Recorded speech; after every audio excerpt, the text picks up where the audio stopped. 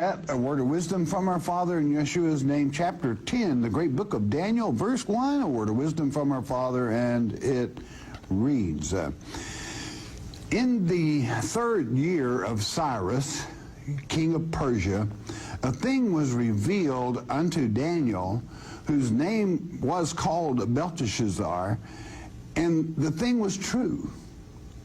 But the time appointed was long. And he understood the thing and had understanding of the vision. That's to say of the first part, okay? What was the first part of this vision? Well, it was the vision of the Messiah being born upon earth and the opposition by the false prince. That he understood, but the second part that had to do with that gap, that 70th week, it kind of threw him a little bit.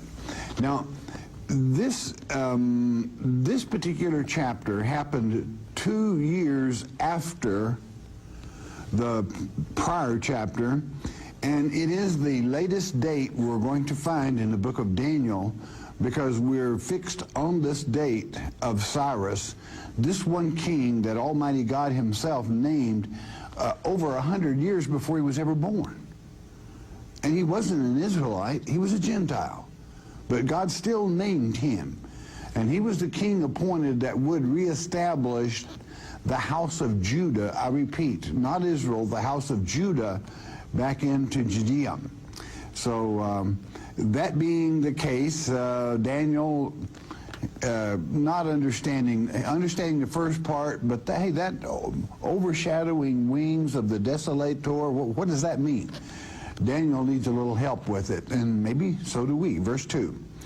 In those days, I, Daniel, was mourning 3 full weeks. This is why he was mourning. He was studying, he was prayerfully. This is the 3 full weeks means 3 weeks of 7-day periods, all right? That would be 21 of Daniel's days. And I'm going to just slip this in. That's approximately 31 point something of our years. And I'll explain that in the 12th chapter of this great book, okay?